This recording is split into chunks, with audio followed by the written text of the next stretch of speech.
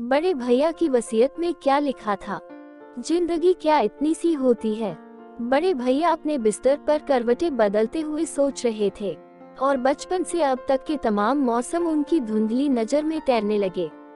अंत में उनकी नजर आकर उन कुछ करोड़ रुपयों पर ठहर गई, जो उन्होंने ताउम्र दांत से पकड़कर जमा किए थे। कितने बड़े परिवार में उन्होंने जन्म लिया था।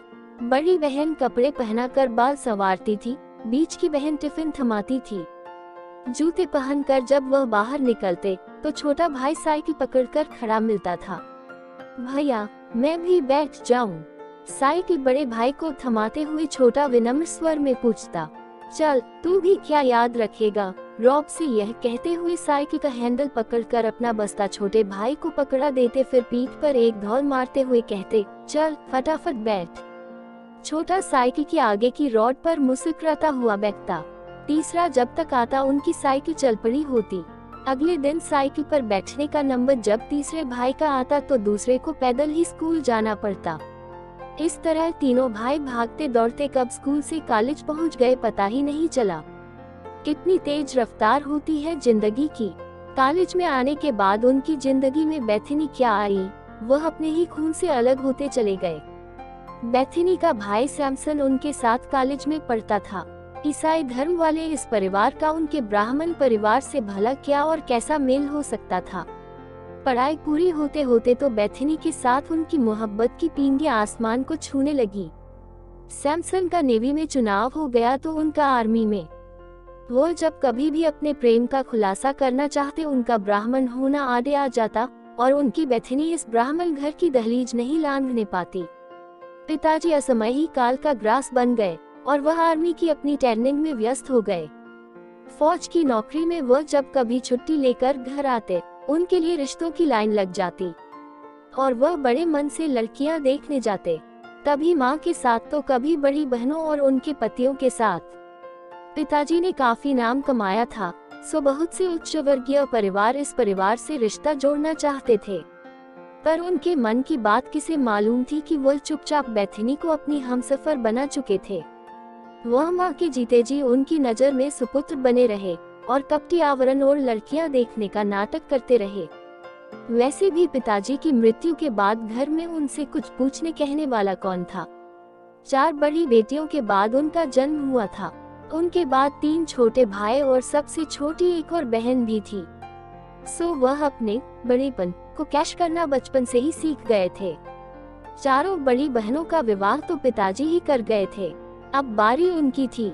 सो माँ की चिंता आंसुओं में ढलती रहती, पर न उन्हें कोई लड़की पसंद आनी थी और न ही आई।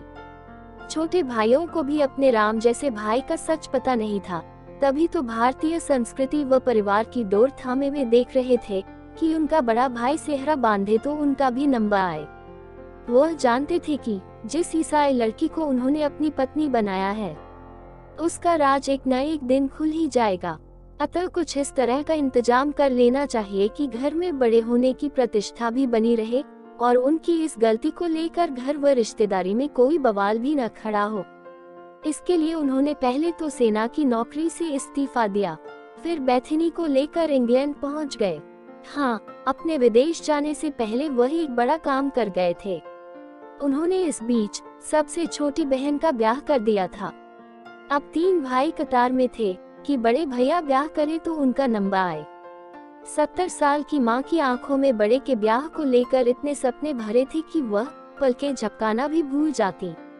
आखिर इंतजार का यह सिलसिला तब टूटा जब उनसे छोटे ने अपना जीवन साथी चुनकर विवाह कर लिया। माँ को इस प्रकार चूल्हा फूंकते हुए भी तो जवान बेटा नहीं देख सकता था, वह भी तब जब बड़ा भाई विदेश चला गया हो। घर में आई पहली बहू को माँ इतना लाड़ दुलार कभी नहीं दे पाई जितना उन्होंने बड़े की बहू के लिए अपनी झोली में समेट कर रखा था। उस बीच बड़े के गुपचुप ब्याह की खबर हवा में तैरती हुई माँ के पास न जाने कितनी बार पहुंची, लेकिन वह तो बड़े के खिलाफ कुछ भी सुनने के लिए तैयार नहीं थी। बहू दिशा यह सोचकर कि वह अपना फर्ज पूरा कर रही है, अपने में मग्न रहने का प्रयास करती। माँ से बड़े की अच्छाई सुनते सुनते जब उसके कान पक जाते तो उनकी उम्र का लिहाज कर वह खुद ही वहाँ से हट जाती थी। संस्कारी, सुशिक्षित परिवार की होने के कारण दिशा बेकार की बातों पर चुप्पी साध लेना ही उचित समझती। वह जब भी विदेश से आते, माँ उनके विवाह का ही राग लापती रहती, जबकि कई बार अनेक माध्यमों से उनके कान में बड़े बेटे के विवाह की बात आ चुकी थी। बाकी सब चुप ही रहते, वही गर्दन हिला हिला कर माँ के प्यार को कैश करते रहते। अपने मुंह से उन्होंने ब्याह की बात कभी न कही, न स्वीकारी। और पिताजी के बाद तो साहस किसका था जो उनसे कोई कुछ पूछताछ करता। बड़े भाई के रूप में वह महानता की ऐसी विभूति थे जिसमें कोई बुराई हो ही नहीं सकती। धीरे धीरे सब भाइयों ने विवाह कर लिया। तब तक कौन किसकी बात देखता, सब अपनी अपनी गृहस्थी में व्यस्त त्रस्त थे। तो माँ की आंखों में बड़े के ब्याह के सपने थे, जबकि वह विदेश में अपनी प्रेयसी पत्नी के साथ मस्त थे। वह जब भी हिंदुस्तान आते तो अकेले, दिखावा इतना करते कि हर भाई को यही लगता कि बड़े भैया बस केवल उसी के हैं, पर भीतर से निर्विकार वे सबको नचाकर फिर से उड़ जाते। जब भी उनके हिंदुस्तान आने की खबर आती, सबके मन उड़ने लगते, आंखें सपने बुनती। हर एक को लगता इस बार बड़े भैया जरूर उसे विदेश ले जाने की बात करेंगे। आखिर यही तो होता है, परिवार का एक सदस्य विदेश क्या जाता है, मानो सबकी लॉटरी निकल आती है। लेकिन उन्होंने किसी भी भाई की उंगली इस मजबूती से नहीं पकड़ी कि वह उनके साथ हवाई जहाज में बैठ सके। शायद उन्हें भीतर से कोई डर था कि घर के किसी भी सदस्य को स्पॉन्सर करने से कहीं उनकी पोलपटी न खुल जाए। डर यह कि वह अपनी प्रिय बेथनी के चारों ओर ताऊ में घूमते रहे। जब घूमते घूमते थक जाते तो कुछ दिनों के लिए भारत चले आते थे। माँ की मौत के बाद ही वह बेथनी को लेकर घर की दहलीज लंघ सके थे। पर अब फायदा भी क्या था, सबके घर अलग अलग थे, सबकी अपनी सोच थी और सबके मन में विदेश का आकर्षण, जो बड़े भैया को देखते ही लाखों दीपों की शक्ल में उजास फैलाने लगता। वर्ष गुजरते रहे और परिवार की दूसरी पीढ़ी की आंखों में विदेशताओं के पास जाकर पैसा कमाने के स्वप्न फीके पड़ते रहे। भारत में उन्होंने अपना NRI अकाउंट खुलवा रखा था, सो जब भी आते बैंक में जाकर रौब झाड़ते। उनके व्यवहार से भी उनके डॉलर और पॉन्ड्स की महक उठती रहती। इंग्लैंड में भी उनका अच्छा खासा बैंक बैलेंस था। औलाद कोई हुई नहीं, जब तक काम किया, उसके बाद एक उम्र तक आते आते उन्हें देश की याद सताने लगी। बेथनी को भारत नहीं आना था और उन्हें विदेश में नहीं रहना था, सो जीवन की गोधूली बेला में वह एक बार भाई के बेटे के विवाह में विदेश से देश क्या आए वापस न जाने की ठान ली। भाइयों के पेट में प्रश्नों का दर्द पीड़ा देने लगा। जिस औरत के साथ बड़े भाई ने पूरा जीवन बिता दिया उसे इस उम्र में कैसे छोड़ सकते हैं। अब वह भाइयों के पास ही रहने लगे थे और क्रमशः वह और बेथनी एक दूसरे से दूर हो गए थे। अब परिवार के युवा वर्ग की आशा निराशा में बदल चुकी थी। बस अब तो यह था कि जो उनकी सेवा करता रहे उसी को लड्डू मिल जाए। पर वह तो जरूरत से ज्यादा ही समझदार थे। अपने हाथों में भरे हुए लड्डुओं की खुशबू जहां रहते वहां हवा में बिखेर देते और जब तक लड्डू किसी को मिले उन्हें समेटकर वह वहां से दूसरे भाई के पास चल देते। अब कुछ सालों से उनका स्वास्थ्य साथ नहीं दे रहा था, सो उन्हें एक भाई के पास जमकर रहना ही पड़ा। शायद वह समझ नहीं पा रहे थे या मानने को तैयार नहीं थे कि उन्हें अपने शरीर को छोड़कर जाना होगा। एक NRI की अकड़ में वह रहते। NRI होने के भ्रम में वह बरसों तक इसी खौफ में सांसें गिनते रहे कि कोई उन्हें लूट लेगा। बेथनी को कितनी कितनी बार उनकी बीमारी की खबर दी गई, पर उसका रटा रटाया उत्तर रहता, उसको ही यहाँ पर आना होगा, मैं तो भारत में आने से रही। सो न वह गए और न बेथनी आई। आज वह पलंग पर लेटे लेटे अपने जीवन को गोभी के पत्तों की तरह उतरता देख रहे हैं।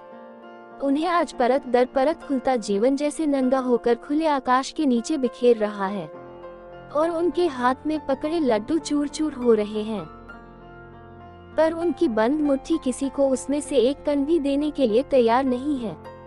यूं तो हम सब ही शून्य में अपने ऊपर आरोपित तामझामों का लबादा और एक हड्डे हैं। सभी तो भीतर से नंगे, अपने आप को झूठे आवरणों में छिपाए हुए हैं। कोई पाने के लालच में सराबोर, तो कोई खोने के भय से भयभीत। जिंदगी के माने कुछ भी हो सकते हैं। बड़े भैया अब गए, तब गए, इसी ऊहापोह में कई दिन तक छटपटाते रहे, पर उनकी मुट्ठियां न खुली।